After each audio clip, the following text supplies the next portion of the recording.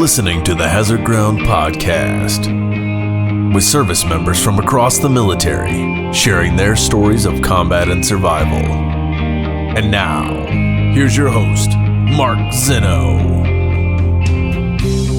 Welcome into the Hazard Ground Podcast. As always, we appreciate you joining us each and every week. Before we get started with this week's show, just a couple of quick notes. As always, want to remind you about our promotion with Amazon. Go to our website, hazardground.com. Click on the sponsors tab, go to the Amazon button, or scroll down to the bottom of the homepage, click on that Amazon button right there as well. You can do all your normal Amazon shopping. We'll get a percentage of what you spend, and we donate that right back to some of the great charities you've heard featured here on the Hazard Ground. So again, you can help out veterans across America just by going to hazardground.com first, then clicking on the Amazon button and doing all your normal Amazon shopping. Reminder to follow us on all the social media sites, Facebook, Twitter, and Instagram.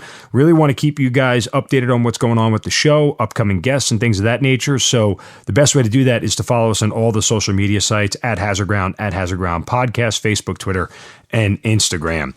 And before we get started with this week's show, just a quick note.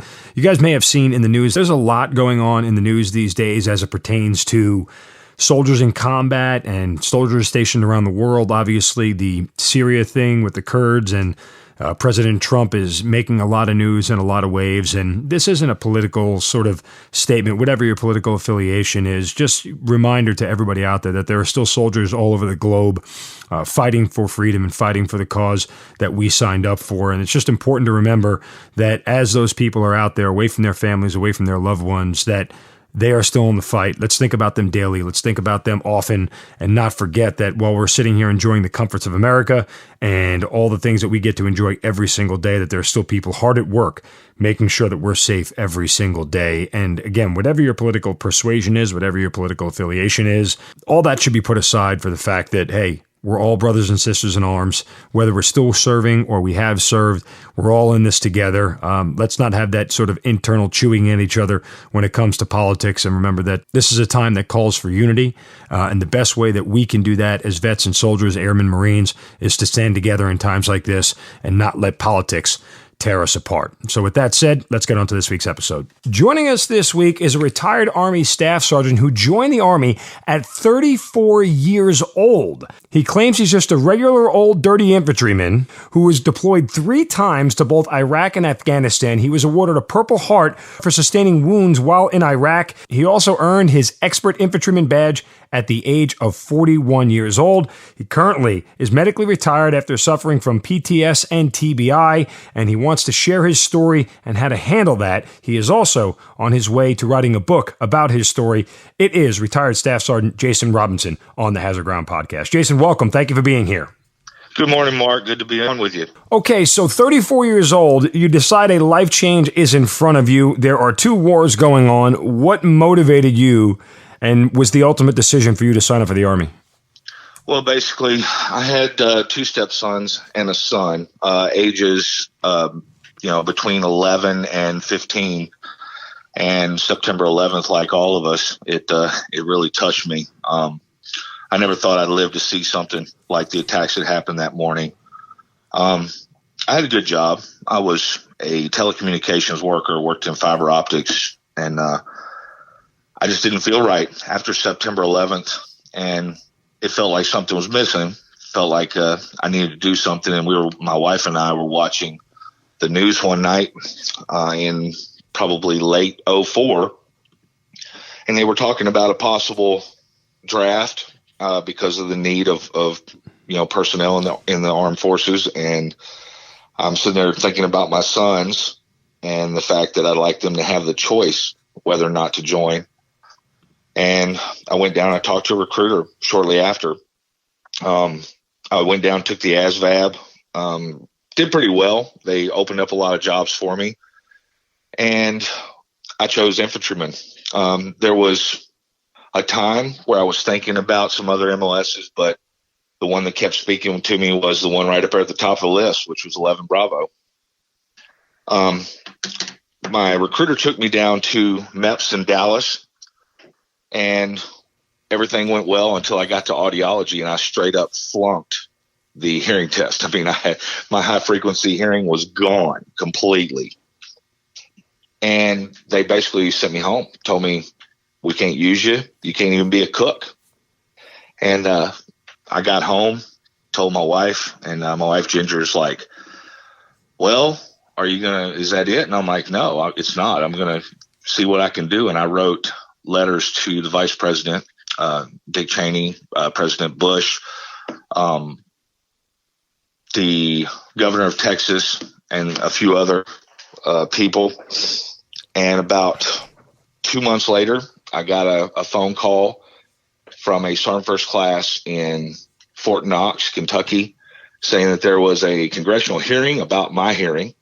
And basically they allowed me to go back down and talk to the recruiter. And when I walked in, the look on this guy's face, he was a Sergeant First Class, and the look on his face was just priceless, because he's like, what are you doing here? And I'm like, I'm here to finish enlisting. And he's like, what are you talking about? And I'm like, I need to finish enlisting. He's like, you were told that you don't have any hearing and you're not allowed to go in. And I said, can you just pull it up on the computer and look? And he pulled it up, and he just turned as white as a sheet. And he's like, holy crap, you're going in the Army as an infantryman. And so, here I am. So wait, you had to go through a lot of red tape to get there, write letters, obviously, as you mentioned, to high-level politicians, including the President of the United States and the Vice President and, your congressman. At what point did you feel like this might not be worth it, or it wasn't going to happen, or did you ever feel that? To be honest with you, Mark, I did feel like it wasn't going to pan out. I wrote the letters. I sent them, and, at the dawning age of email back in 2005, early 2005, late 2004, I wasn't sure if I was going to get a response. And I did get a response, a letter from, auto-pinned, of course, from the office of Dick Cheney, vice president, and saying that they were looking into it. But I really didn't think anything was going to happen. I thought it was going to be one of those things where, we're doing our things for our constituents, and that's it. But then when I got that phone call from that Sergeant First Class in Fort Knox, I was like, holy crap, it's working, And I really wanted to. I mean, the letter was heartfelt, and the reason that I joined was because I felt like I was called because of September 11th, and the flip side of that coin was also the fact that I was going to make it, hopefully, between myself and a couple thousand other families thinking the same way that I did, that our kids would have the choice whether or not to join, not be drafted. Because I had one kid that was, 15 years old. I mean, that's prime age. In another couple years, he would have been drafted had they initiated the draft. And that really, growing up in a Vietnam era family, that really bothered me. I wanted him to have the choice. I didn't want him to be forced into service. So when you finally get the answer that you're looking for, what are you initially feeling? Elation. I felt like, now the things that I had in mind and the mission that I felt, in my heart and soul was going to come to fruition. I was actually going to get to serve and, maybe give a little payback to the Taliban and Al Qaeda. But the main thing was I was going to do my part and secure my spot to be able to complain about the way things go in America. I wouldn't just be one of those guys. I would actually earn my citizenship, so to speak. And, I never wanted to be a civil servant or a police officer. And after probably middle school, playing Army and running through the wood line my whole childhood, I never once thought about it after that. Once I became a teen, other things took over, and I never thought about service until that fateful day in September of 2001. And then it was a long road. It was 2 or 3 years of me soul searching, digging, trying to figure out if this is something that I wanted to do. And, sitting there watching the news that night with my wife, I remember like it's yesterday. I looked at her, she looked at me. I said, I think I should do that. And I don't regret a minute of it. I miss it every day, but I don't regret a minute of it. All right. So you get to MEPS, the Medical and Processing Station, and you're staring around, and to your left and your right, there are kids who are 2 years post a driver's license and 2 years shy of being able to buy a legal alcoholic drink. What are you thinking at that point? My age never really came into it. I knew I was older. I knew I was going to be slightly slower, but I also knew that there's nothing that stops my willpower. If I want something, I get it. If I want something hard enough, I don't give up. I don't quit. I never have. I was probably the most strong-willed I've ever met, and my wife would probably echo that same sentiment. But I never once thought that, man, I'm too old to do this. And I was out of shape. I was 34 years old. I wasn't running 2 miles. And that's a story in its own. The first time I ever ran 2 miles, I ran like 30 minutes. I'm like, holy crap. That was the only time I probably ever thought I might not make it. But, I always had the vision of myself as standing fast. I didn't know what standing fast was at that point in my life, but once I got into basic and met my drill sergeants and started becoming a soldier, I realized that stand fast is what I always was, and I would hold my ground. I wouldn't give up. And if I failed, then I'd run in that wall a second time until I finally made it through it. All right, so you finish up basic, you go to advanced infantry training, all that stuff is done. What time frame are we looking at? When does all this get complete before you get shipped off to your first unit? Well, I got out of basic in September, and I had gotten tagged because of my September GT of 05 or 04? 05. Okay. September of 05, I got done with basic, and I got tagged because of my GT score to go to javelin school. Okay. And of course, the drill sergeants came up and said that everyone with a GT score above this baseline, you're going to javelin school. And I'm like, what the heck is javelin? And then it ended up being anti-armor, and it's a really cool weapon system. So I went straight to there after basic, or OSUT rather, OSUT. I went straight there, and it was on Fort Benning as well. And that was a 2.5 week course, I believe. Finished that. And it changed my orders from Hawaii and 25th Infantry to Fort Polk, Louisiana, and 10th Mountain. So that was quite a culture shock for the wife sitting back at home for sure, who was ready for some beaches and blue water. And she ends up with mosquitoes and alligators. But so we get to Fort Polk in November, right around Thanksgiving of 05. And then by Thanksgiving of 06, or shortly after Thanksgiving of 06, we're in Afghanistan, in Ghazni province, with 4th Brigade, 10th Mountain, 230th Infantry, wild boars. Huh? There you go. So when you get to Afghanistan in 06, what are you told? What's your mission? Give me kind of your first impressions of getting on ground there. When we got on the ground, I was still a private. So as you know, Mark, privates don't know much other than to go where their team leader goes, shoot where their team leader shoots, and do what their team leader does. And that's what I did. I was a 50 cal gunner since I was an anti-armor infantryman in weapons squad. They moved me from weapons squad into 3rd squad shortly before we left of 2nd platoon, and I was a 50 cal gunner on a 1115 Humvee. We were in Ghazni province at FOB Ghazni, actually. We started out at FOB Warrior, and our mission in Ghazni was to try to cut down on the reorganization of the Taliban troops as they moved to and from Pakistan. As you know, in the wintertime, they go across the border and refit and then come back over in the spring to start fighting season again. So we were basically, tasked with route clearance, route security, FOB security on our off days when we weren't patrolling, and any mission that came down on the Pakistan border there in Ghazni province. And it was pretty short deployment. We were only there about 6 months because they pulled us back in early 07 because we were going to deploy as a brigade to Iraq in support of the surge. So okay. It was a pretty short deployment, but we had. How often were you outside the wire patrolling that first time? Oh, every day. Every single day. Yes, sir. And how much action did you see? The last half of the deployment was security for a sub-governor in a town called Miri, Afghanistan, and it was close to what a lot of your Afghan vets will know as Four Corners and the Russian Dam. Mm-hmm. And we had sporadic small arms contacts. We had sporadic rocket and mortar attacks.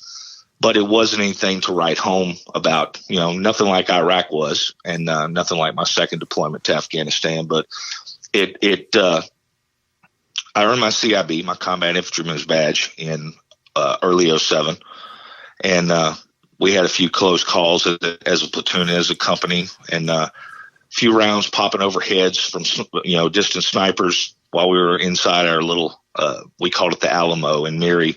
It was a old mud fortress that had probably been around since Attila the Hun days, and they had built a sub-governor's palace right outside of it.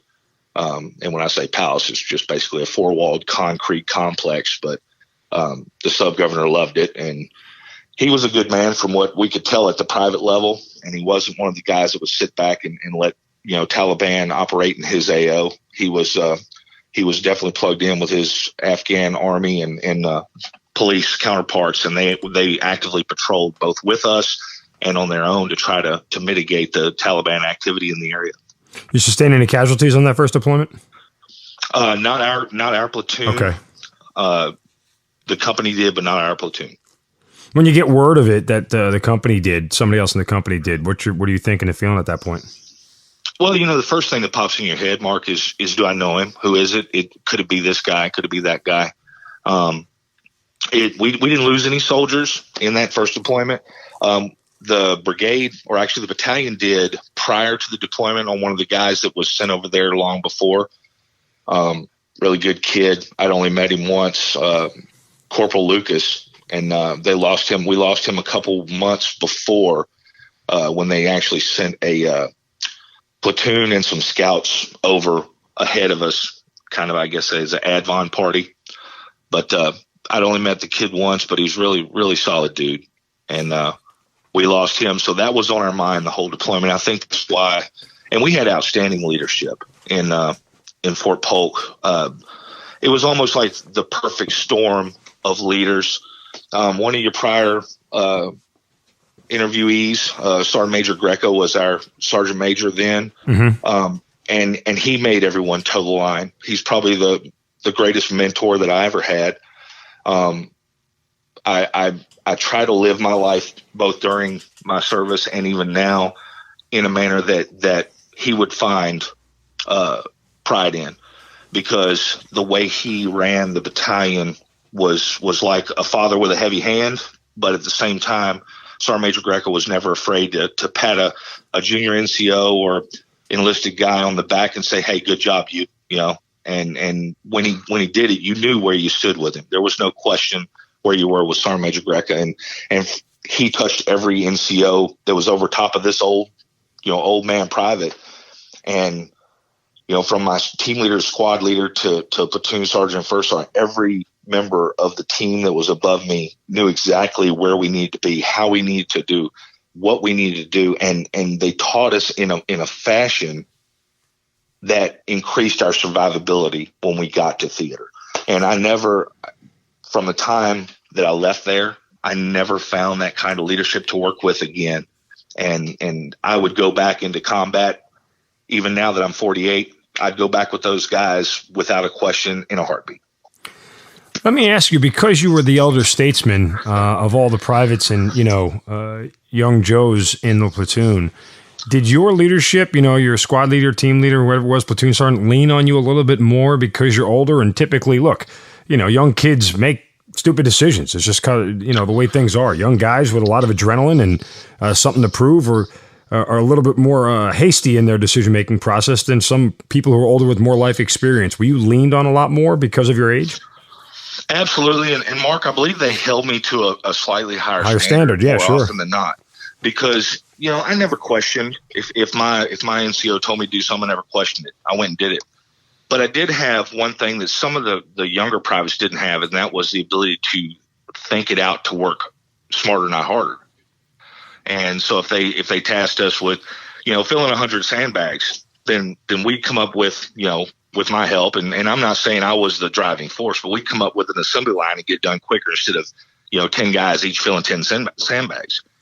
But the main thing that I noticed, and it helped accelerate my promotions without a doubt, was my age, was the fact that, I tried to attack things with a level head, and I made some mistakes. Heck, as a PV2, I got an Article 15, What'd you do? And, I told my you can't say you got an Article 15 and not tell us what you did. I mean, I told my squad leader, pardon my French, to fuck himself. Yeah, and that usually will do it. Yeah, that definitely will do it. And trust me, when you say with all due respect, it doesn't change a damn thing. So, and I mean with all due respect. Work for Ricky Bobby. Absolutely. And I basically threw myself on the mercy of my commander, who was an outstanding commander, first sergeant. I told him I'd take whatever he gave me, and I never questioned it. And I did my 14 days of extra duty and my 14 days of restriction to post, like a man. And I didn't let that mistake define me. I put it behind me as soon as my time was over. I apologized to the squad leader. I said, I know it doesn't make any difference, but I want you to know that I regret my decision. I said, can I say it wouldn't happen again? I can't say that, Sergeant, but I regret my decision, and it won't happen again from me to you. And we never became friends, but we had a mutual respect. I think he respected me, and from that point on, and I respected him because he'd been deployed even before our first deployment, And I came back from Afghanistan, and that time between Afghanistan and Iraq was hard on a lot of soldiers. We lost a lot of soldiers to drinking issues and family issues and a few AWOLs because we had come back in April and already gotten word that we were going to be leaving August or September, to go to Iraq. So were guys mad about that?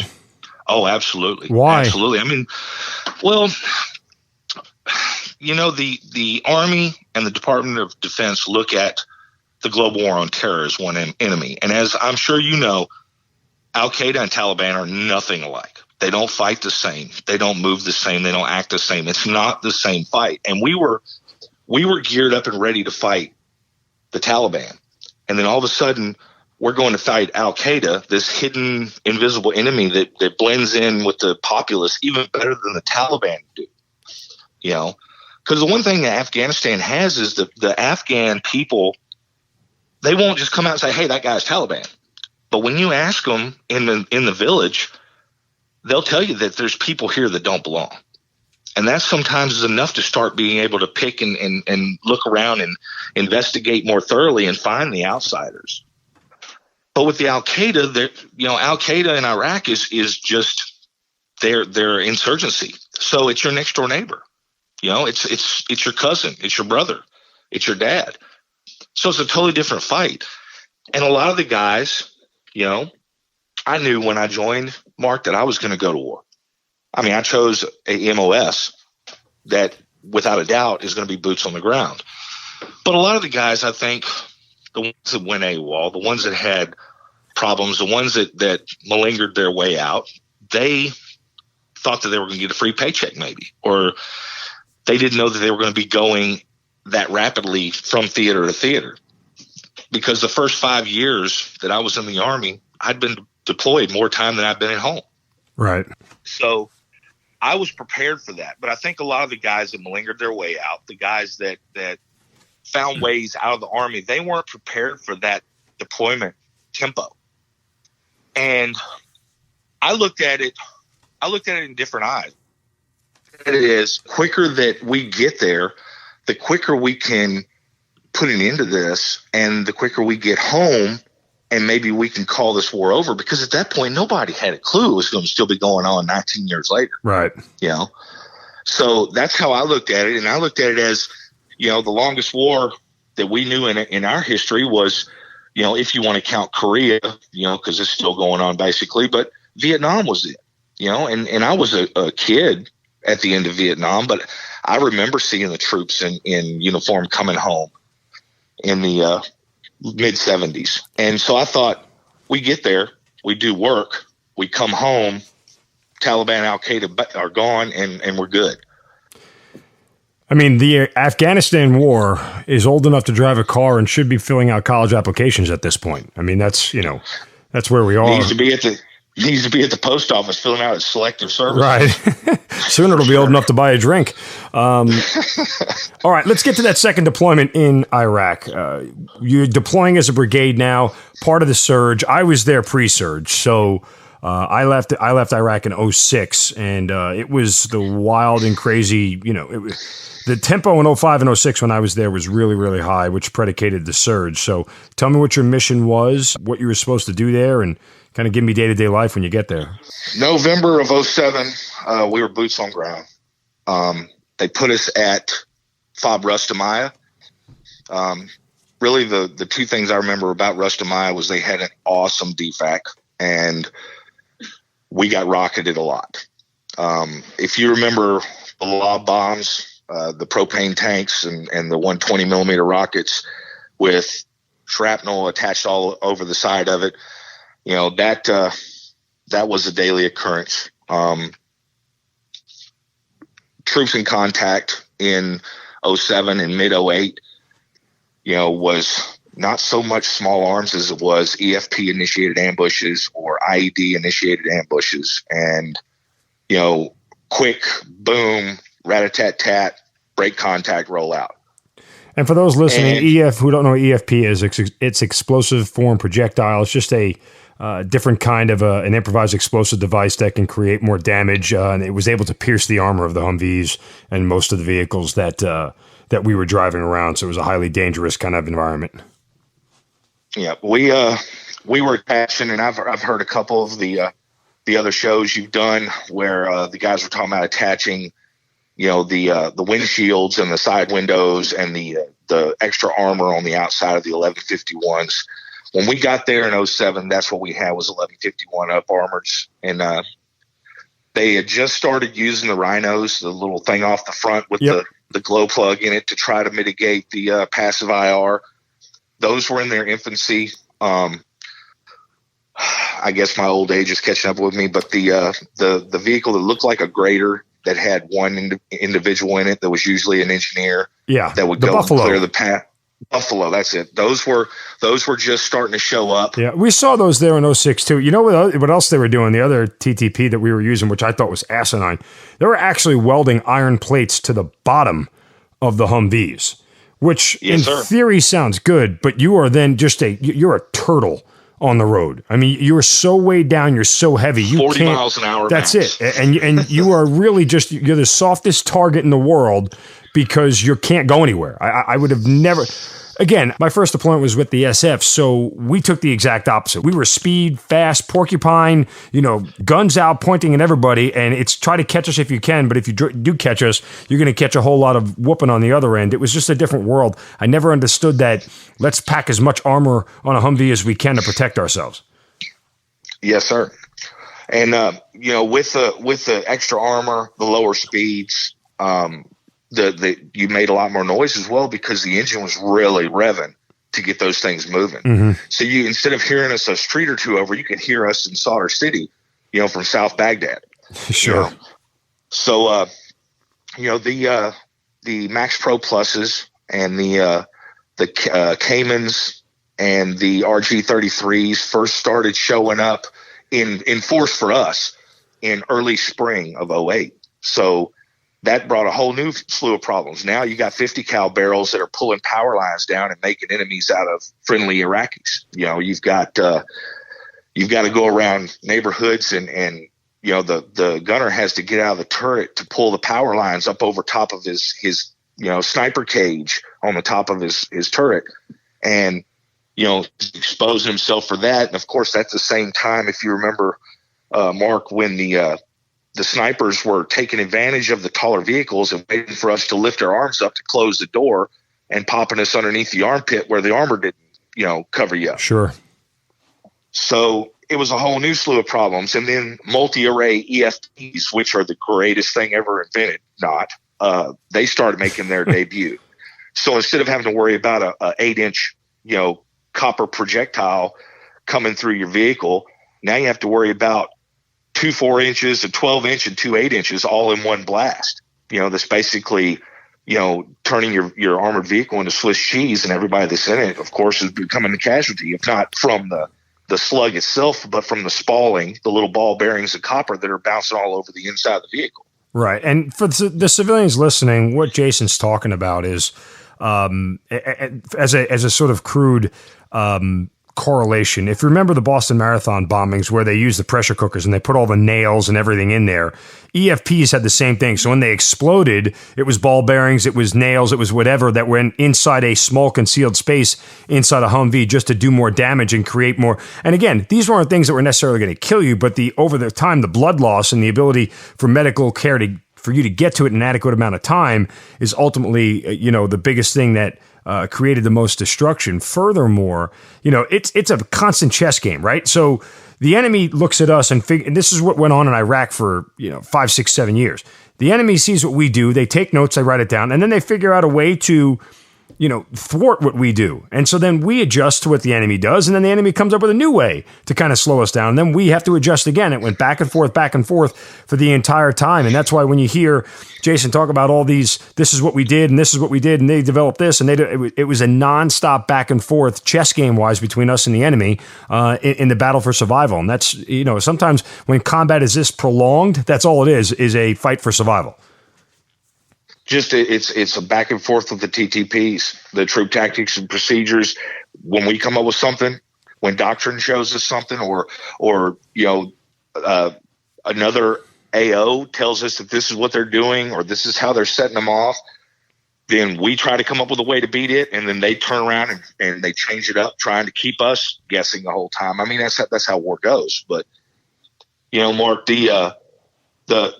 I talk about this when I talk with some of my buddies from 230th and from other units that I deployed with. And I talk to them about the fact that we used to ride in the turrets with our legs separated, like one leg to the rear and one leg to the front. That way, if the EFP came through and took a leg, it didn't take them both. I mean, it sounds pretty rough, but when we did it laughingly. Because, hey, if I lose a leg, I'm only going to lose my right one. I'm not losing my left. I'm not going to lose them both. So I'm not going to stand with my feet side by side in this turret. I'm going to stand with a stance, with about 2 to 3 feet separation between my feet. So that way, if I lose one, it's only one. Right. And that was reality for us. That was you did little things like that at patrol briefs, or convoy briefs. You fist bumped everybody. Because a lot of times that was the last time you was going to fist bump that guy. You weren't going to see him again. Or if you did see him, it's going to be a video that you made of him doing something stupid in the barracks with you, or you might get to see the vehicle leaving. But that's the last time you see him. It's a sobering reality. The facing your own mortality becomes a daily struggle. And in reality, the struggle isn't in combat. It's when you return. And that's where a lot of the post-traumatic stress comes from. And sometimes the guys who survive have survivor's guilt, which is a really big thing.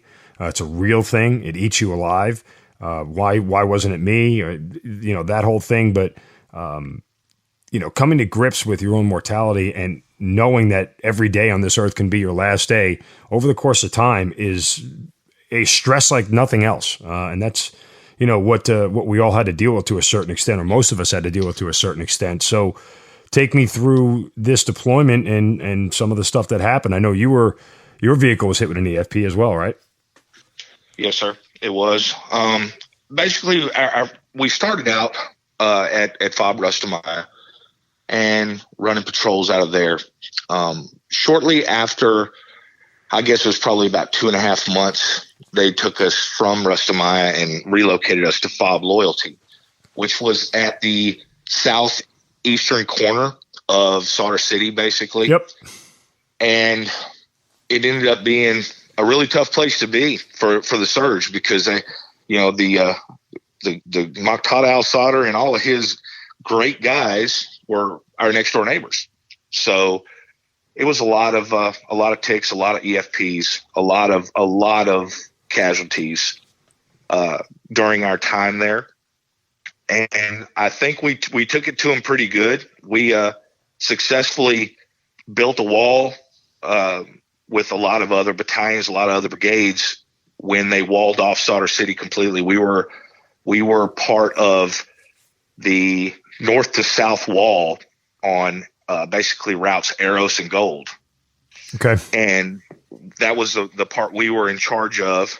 And working with the engineers, putting them up, and it was a constant fight every day. Route clearance took 2 or 3 hours before we could even get up there, and most of the time route clearance ended up being my company XO and whatever soldiers he could put together, and we would walk the route to see if anything had been in place, because it seemed like every time the engineers came out, they'd end up getting hit, or the guys that were, in the convoy with them would get hit. So we started doing everything dismounted. We would roll out mounted and then park the vehicles, in a tactical position, and then kick out dismounts, and we would walk and clear for EFPs.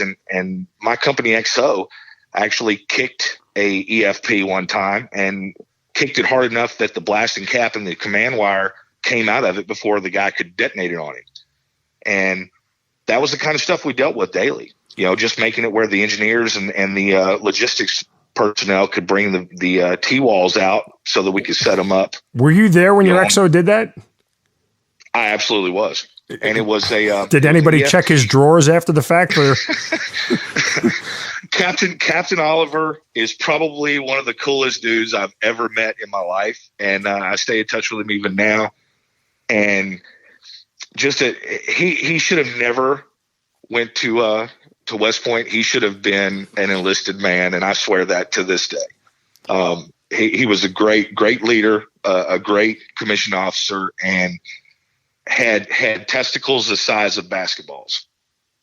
Yeah, well, I would tell you that kicking a EFP is probably not the wisest of choices. Did he know what he was kicking when he did it, or was it just kind of like he thought it was something else? He was committed at that point, Mark. We were dismounted, and we were moving in a wedge on both sides of Route Arrows, and he's walking along, and at that point they were taking the EFPs. They'd make it out of the PVC with the concave piece of copper on the front of it, right. Homemade explosives inside, and they would put some kind of glue or foam on it and roll it in the gravel. So it looked like gravel, a piece of concrete, or a rock or something. Right. And so he was walking in this wedge, and right at his feet, there's an EFP. And at that point, if he'd have triggered it, there would have been no Captain Oliver anymore. Right. And so at that point, you're committed. It's like, what do I do? He couldn't see the command wire, so he just kicked the whole contraption. And it just so happened that the wire and blasting cap came out of the back. Now, the blasting cap didn't go off. Okay. But had the blasting cap gone off, he still would have had a nasty burn, possibly maybe even lost something, correct? He was that close to it? Yeah. If the blasting cap had went off, he probably would have got a little bit of shrapnel from the blasting cap itself. But at least the 12-inch EFP that he kicked wouldn't have, obliterated him and everyone else in the wedge. And, we moved over and followed the command wire and found the location where it was, and there was a 9-volt battery laying there and the 2 bare ends of the wire just waiting for somebody to make the contact. Luckily, there was no one there. I think they were waiting for the logistical guys to start coming in, the engineers with the T-walls, and trying to hit one of those trucks, because had they hit the truck carrying the T-walls, that would have stopped their movement for hours, because an 18-wheeler with T-walls on fire in the middle of a small 2-lane road, that means we're not putting up any more barriers that day. And that's one of the many things that happen. I mean, we had one guy, Mark, that was hit almost daily for a week. I mean, it seemed like every time he rolled out, he was getting airburst mortars over his vehicle, or he was getting hit by EFPs, or he was being hit by conventional IEDs.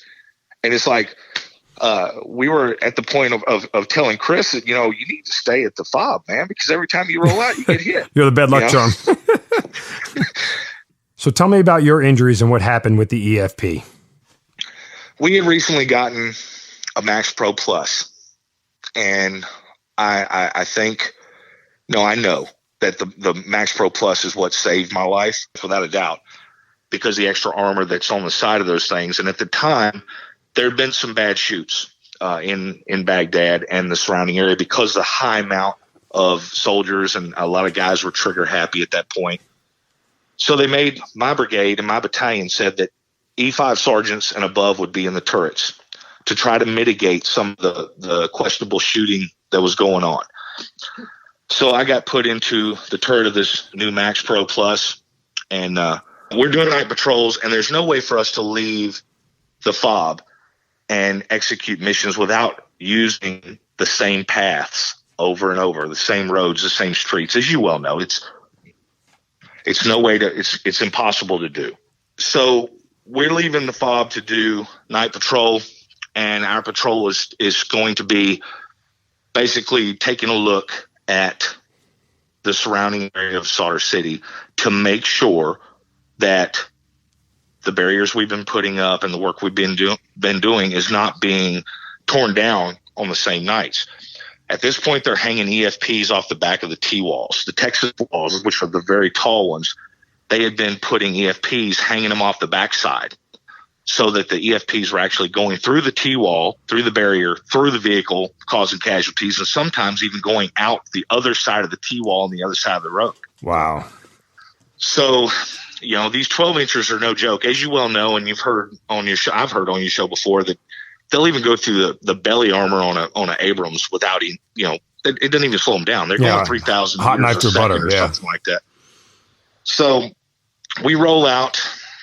My driver is an older guy like me. He's late 20s, early 30s.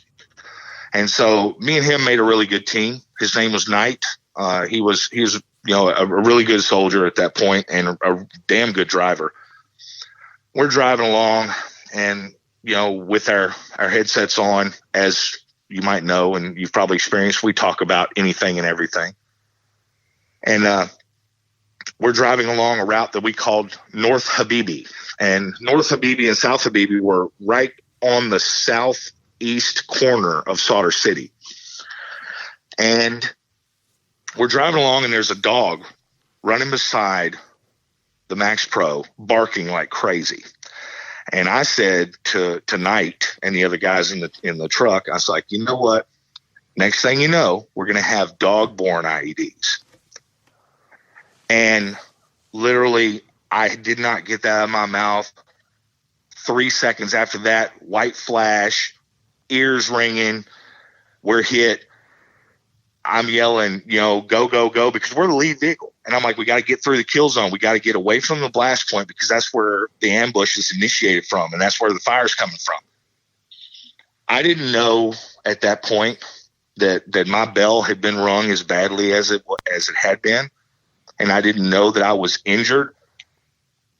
But Mark, I'm telling you, and there's going to be some guys that agree, and there's going to be some guys that think I'm crazy. There was enemy everywhere, but there wasn't a soul. Every rooftop was covered up with Al-Qaeda. They were everywhere. I mean, they were running down the street. They were on the rooftops looking at me. They were everywhere. And something told me, check your targets. And we pushed through the kill zone. That Max Pro Plus took that hit and made it about another 50 to 60 meters and then died. The engine locked up. Unbeknownst to me, it was a multi-array. And a 4-inch, it went through the engine block. An 8-inch with too much explosives, thank God, had shotgunned. It basically, it made it into a bunch of smaller EFPs that were not as effective. Right. Okay. So they hit the exterior armor, the big plates that were on the Max Pro Pluses, and stopped there. I had a couple of larger pieces skip across the top of the vehicle and the turret. One went across the top of my 240. One caught me right above the eye, gave me a scrape, put some blood in my eye, and I thought I'd went blind in my right eye a few moments later because you can't see through blood. It had obviously blown out my right eardrum because I couldn't hear out of my right ear, and so making me yell to the guys down in the truck because it had blown the Bose headset off my head, and I thought I was, completely deaf for a few moments. The AC unit, which, if you know, the Max Pro Plus is right in front of the gunner position, right behind the truck commander's passenger seat, it had taken some shrapnel, so it's blowing, cold water out, and it's hit my legs. So I thought I was bleeding. My legs were bleeding. I'm trying to keep security up on top of the truck. My nods are not operational. I thought, some EFP had went through them, but what had happened is the shock wave of the blast had knocked the battery cap off. It was the old two battery PVS 14s, mm-hmm. and the battery had popped out. So I actually got those back up and running, and that was what told me there weren't any enemy. The blast was it. Luckily, there was no ambush that followed it. They had successfully killed the lead vehicle, so we weren't moving any further from that point. Of course, assets were sent out from FOB Loyalty because we were only a couple miles, or a couple clicks rather, from FOB Loyalty at that point. So assets were sent out to recover us and to put up a heavier security on the area to see what was going on. And luckily, in that vehicle, I was the only casualty. Blew my right eardrum out. Small spot above my eye, and the whole thing, Mark, was my wife was at home, 4 months pregnant, and 5 months pregnant, and I couldn't let her know. I couldn't let her know that, hey, I got hit. So I actually had to keep it a secret, and I begged my commander and first sergeant, don't tell the FRG, don't bring my name up because she's in the FRG and very active. I don't need her knowing this, and so I kept it a secret until my oldest daughter's birthday, which was in April. And so about a month and a half, I kept it a secret.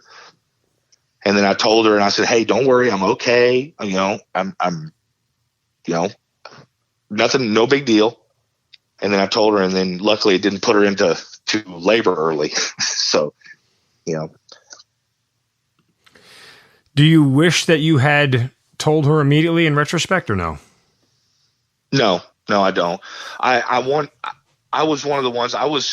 When we were at FOB Loyalty on our off time, we had, internet connections. It was a pretty plush environment at that point. It wasn't like our previous deployment to Afghanistan where we had no cell phones, no internet access, no nothing. Here we had internet available to us in our barracks on FOB Loyalty if we paid for it.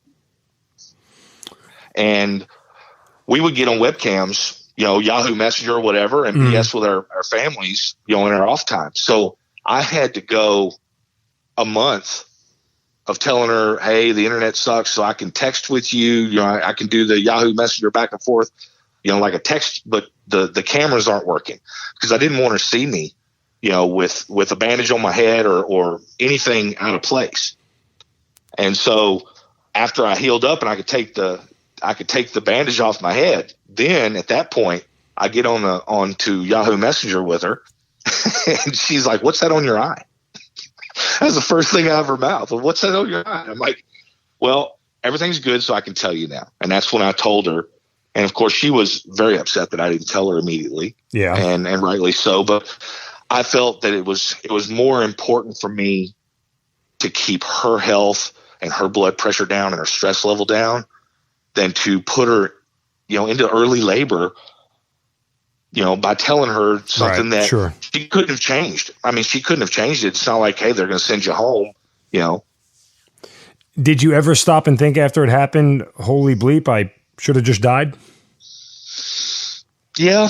And Mark, it sounds corny, but me being the old guy in the platoon, because at this point I'm 35, almost 36. Actually, no, I was 36. I looked at it like this. If I went out and I'm working with you and you're 17 to 29, you haven't even experienced life yet. No. So if I take a bullet and I go down doing my job, maybe that bullet lets you live to be 35 or 40 years old. And that's honestly how I looked at it, because I wasn't going to bow down to the terrorists. I wasn't going to negotiate with the terrorists. I was there to bring hurt. And whether it was bringing hurt by, being convoy security for some diplomat, or whether it was bringing hurt by going out there and building a wall around Sadr City, or whether it was bringing hurt by, taking your EFP to my face and laughing at you, then that's what I was going to do. And I wasn't going to let them stop our movement as a unit. And I was going to do everything I could to protect the guys around me. I was only an E5, and, E5 in combat is like an E4 or less, and it's one of the things my senior drill sergeant told me when I was in basic was, me being the older guy, and I was just actually older than he was. He looked at me and he said, "There's two things I can't stand in this world, Robinson." I'm like, "What's that, drill sergeant?" He said, "I can't stand privates and I can't stand E5 sergeants." And I said, "What do you mean?" He said, "Don't worry about it. You'll learn." And shortly after becoming an E5, I realized it. A private doesn't know anything about being a soldier, and an E5 sergeant, when he first gets it, he has no idea how to be NCO. And you learn. And when you learn in combat, you learn well, or, you fail, one of the two. And so that's how I tried to live my life in Iraq, was doing those fist bumps before the convoy briefs, having as much fun with the soldiers around me and the other NCOs as I could. When we were off duty and when we were on duty, we flipped a switch and it was all business at that point. And, I had 4 kids at home and a 5th one on the way, but you have to put that out of your mind. You have to think about the mission. You have to concentrate on the mission, and you have to have as few of sideline things as you can to keep you tuned into what needs to be done. Because as you well know, Mark, if you're on a road, your eyes can't be forward. Your eyes have to be left and right, and your head has to swivel left and right constantly, because there's things everywhere. And so if you're worried about your wife who's pregnant at home with your 5th kid, you might miss that IED, and instead of kicking it, you roll right over it. Obviously, you get injured after the EFP. Do you wish you had brought more of your injury concerns forward at the time? No. There was still a solid stigma at that time, Mark. I mean, if you said in 2008, if you said the word PTSD, you were soft. Yeah, you were going home. Your career's done. And if you admit weakness, I mean, they sent me to the green zone about 4 days later because my ear wasn't getting any better, and I had some clear fluid coming out of it. Because at that point, I told him, I said, it rang my bell. My ear's a little sore and it's ringing, but I'm okay. And had some clear fluid come out of my ear one night, left a little puddle on my pillow, and I'm like, well, you know what? That looks like it might be infected with something, all this dust and dirt. So I need to get checked out. So I went to the aid station. I saw a PA at the aid station. He sent me to the green zone. And I went there to see a Major Ohama, who was the audiologist guy there.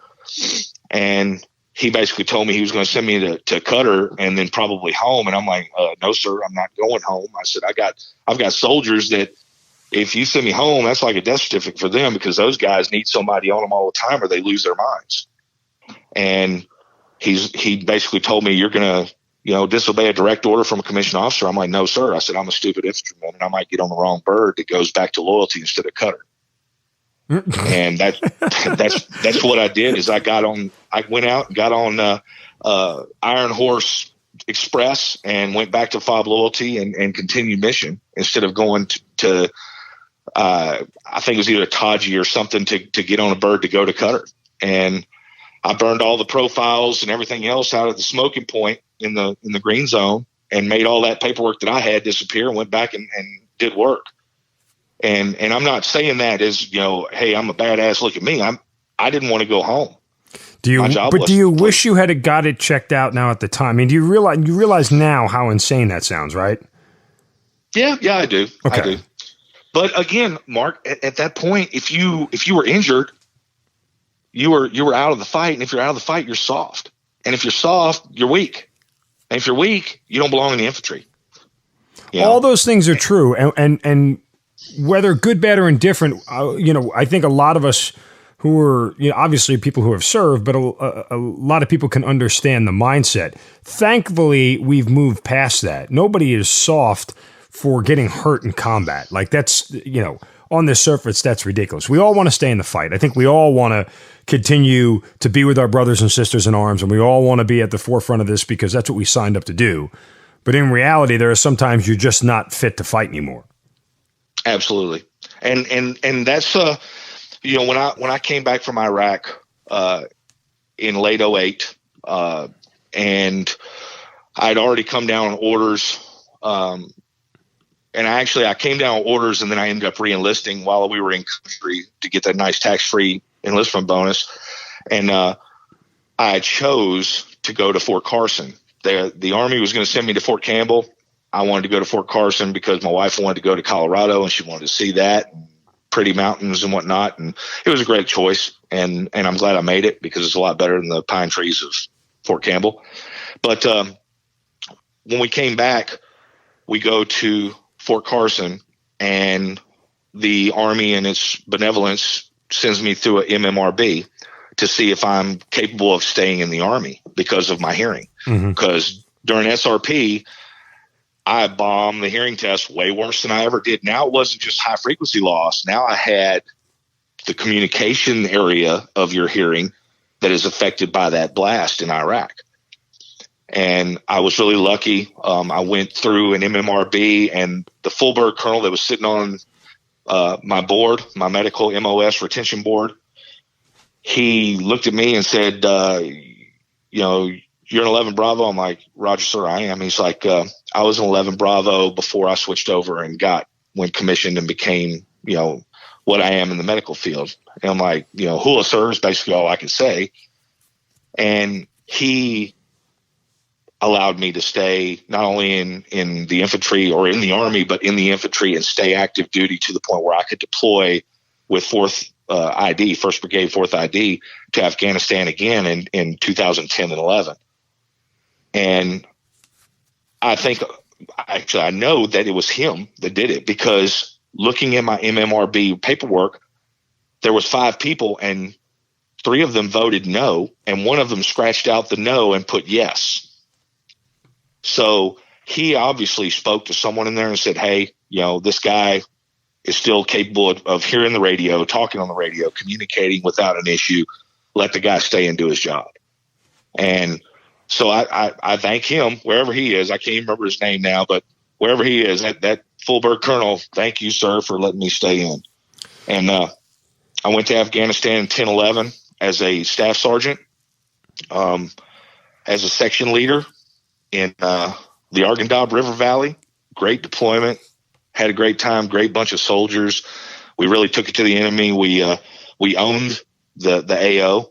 It was covered up with Taliban when we got there, and we got them out of there and brought peace back to the Arghandab River Valley, or at least that part that we were in, and minimal casualties. No KIAs whatsoever on that deployment, only a couple WIAs. And I came back from that, and I was still lying to myself. I was still telling everybody I'm good to go. Everything's cool. They sent me to the old guard. And when I got to the old guard, that's when I started realizing that I wasn't the same person I was before, that PTSD was real. And being in that cemetery doing funeral missions for guys that I could have easily been deployed with or been sitting beside had I not been in the old guard, I would have still been over there or in an active unit that was going or coming back, and I could have easily been that guy in that box. It really took hold at that point. And I started looking for help, and I spoke to mental health, and I started getting to the root of the problems. And then I went to Alaska after the old guard, after 700 plus funeral missions. I went to Alaska to 25th Infantry. And shortly after I got there, I wasn't fit to fight anymore. What was that realization like? My family, my wife especially, was telling me that I wasn't who I was. I wasn't as fit to fight as I was before. And I kind of shoved her off like, whatever. I'm just older. I'm crotchety, and cynical. And I went and I talked to the mental health personnel at Fort Myer, Virginia. And the lady looked at me like I was crazy. And she said, you have PTSD. And I told her, no, I don't. I said, you don't go to combat and come back the same person. That's impossible. I said, after seeing what we've seen, doing what we do, experiencing what we experience, we're not the same. I said, you look back through history to the Roman, centurions, they're not the same after war as they were before. That's just the reality of it. And she said, and she said, you're not, and you won't ever be. But at the same time, you need to be functional. You need to be able to function for your family. You need to be able to function for your loved ones, for your soldiers, and you don't need to be angry all the time. And I argued, and I hem-hawed and fussed about it, and it started affecting every facet of my career, and it affected the way that I was always the guy that hey, I was Sergeant Rob. Everybody called me Sergeant Rob, and I was cool with that. And then all of a sudden, don't call me Sergeant Rob. Call me Sergeant Robinson. You haven't earned the right to call me Sergeant Rob. And little things like that, I started noticing that, I didn't respect the new soldier that came into the unit because he hadn't proven himself yet. And I wasn't able to. I was always able to train my soldiers, but I was finding it harder to lead from the front. And when you can't lead from the front, then you need to step out of the way. And the young soldiers in all branches of the armed forces, they need that leader that's going to be beside them and in front of them saying, follow me, instead of the one that's in the back that's griping about these young soldiers and they don't know anything. They've only deployed once, or they haven't deployed at all. And, I wasn't that guy anymore. I was now the cynical guy in the back saying, shut up, private. You don't know, and I was the one that was asking the other E5s and E6s, how many deployments have you got? Where have you been? You ever been blown up? You ever been shot at? And that shouldn't be the only questions. You should be teaching your soldiers how to survive a firefight, how to survive an IED blast, how to survive an ambush. And when you don't do that anymore, you got to step out of the way. And part of recognizing that is, I think it's a noble and honorable thing, because most of us who've done this for a long time get so trained one way and our mind thinks one way without us even recognizing that's the way our mind thinks. And it causes us to make decisions that aren't in our best interest, and in certain cases, not in our best interest of the troops that we're choosing to lead. And that's where it becomes really dangerous. And to that end, understanding the nature of that decision probably makes you more of a man, more of a soldier, more of a leader than it does if you can't. Absolutely. And Mark, it took not just, it wasn't just my wife. It wasn't just my kids. It wasn't just me growing up and saying it's time to seek the help that I needed. And by all means, I want you to understand that my road to recovery is not complete. I don't know if it ever will be. I try to make improvements, and sometimes it feels like I take a step forward, I take 3 steps back, but I'm not letting it define me. Just like I didn't let that Article 15 define me, I'm not letting PTSD and the echoes of war, define me now. I was pretty awesome when I was in the Army, and I'll never be that awesome again, but I'm not going to just be some guy on a couch now that part's over. So there's still plenty of more stuff to do, plenty of things to learn, plenty of ways to spread the word. Like your radio show or like your podcast show does, it shows people. Mentors like Sergeant Major Greca speaking up when he was still in uniform, he was speaking up about how PTSD was affecting him. Those guys are the pioneers. Those guys are the ones that stomped on that stigma and caused this old staff sergeant to go down and talk to mental health. Because I was like, well, no, I'm not going down there, because if I go down there, my career is over. But those old salty, E8s and above were the ones that would go down there and get help. And then they come back to the battalion, or they get on their Facebook and they say, hey, I went down and talked to, mental health and the head shrinks this week, and this is what they told me. And I'm sitting over here looking at this, reading his Facebook and saying, you know what, Sergeant Major, I'm going to go talk to him too. Because, life ain't fun when you're suffering through PTSD by yourself, and you aren't going to find salvation at the bottom of a bottle. And you aren't going to find salvation at keeping that stuff inside you in a little ball. And you're not going to find salvation by sharing it with your battle buddy, but no one else. It's not the same. You won't ever get it off your chest, but if you keep it inside, it'll eat you. It'll eat you up. All right, final thought here, Jason. If a soldier had come to you right now and said, look, I'm struggling with stuff, and I don't know what to do, what do you tell them? One, try to keep your network open. Try to keep your combat network, is what I used to call it when I was active duty, is all your battle buddies that maybe a couple guys from basic, maybe a couple guys from your first unit, maybe 15 guys from your current unit. And it's a veteran network. Keep that network open and going, where you can talk, you can text, you can message, you can phone call. And I still do that on a weekly basis. I talk to buddies from units and even guys from basic and guys that I have. And as you've said before on your show, talk to a guy 10 years later and it's like you never missed a day. That's important. That's very important asset to have.